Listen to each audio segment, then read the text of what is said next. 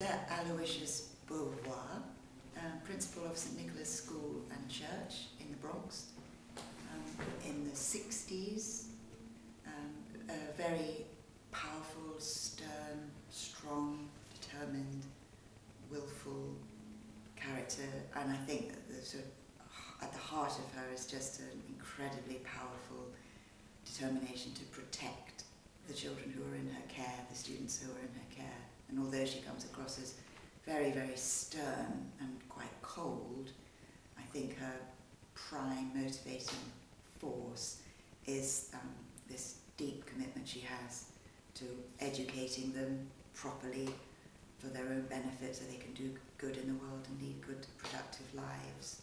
And she will just bloody well do that, whatever gets in her way. And plenty does get in her way. Are you enjoying getting your teeth into this role? Oh yeah, very much. Yeah, it's quite hard.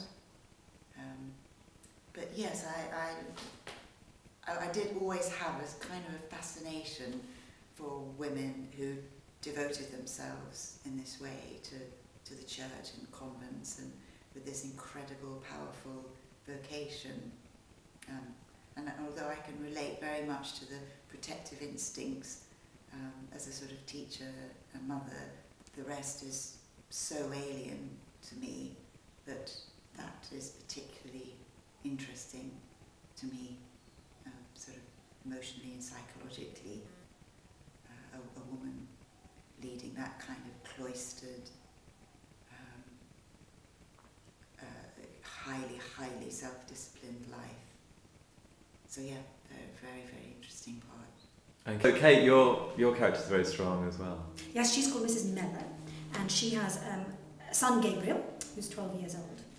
And she is in a pretty rocky relationship with her husband, who is an alcoholic and beats the family quite a lot if he doesn't get his own way.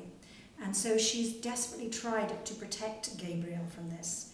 And she has found a school that she believes will help him and get him through to graduation. So he is enabling himself to get into a very good high school, and then he'll be able to get into an even better college, and then he'll have a life, and in her mind then he'll be able to get away from the father and live some kind of decent life. She believes and loves him with the deepest emotions you can imagine, because I think he's actually an only child. And she protects him literally like a lioness would do with her cubs. She will just not give in to anybody who will get in her way of getting her son onto a very high ladder in life. And so she meets up with Sister Aloysius. And of course, Sister Aloysius needs to have some recognition, and you need to be very, not subservient to her, but you will have to understand that she's of a higher plane than Mrs. Miller. And she will fight tooth and nail to stop Sister Aloysius ruining her son's chances with this so-called story with this priest. And throughout the scenes that I have with Sister Aloysius Cal, there's a real tussle of wills here, and I'd like to think Mrs. Miller might win in this argument, but she comes up against a very formidable opponent. I feel sorry for her, but equally, I think there's been so many women who've been, faced with the most dreadful circumstances, and they will fight. And this extraordinary inner strength comes out from people, and hopefully I'll get that with Mrs. Miller, really. These two women are both equally convinced that they're protecting this boy. Yes. You're going down one road, but your aim is totally his protection, his long-term protection. My character equally thinks she has to protect him from this. So although they're absolutely at loggerheads, they both believe that their aim is the same. But of course, my character is doing it in the context of a whole school and having to protect the rest of the students.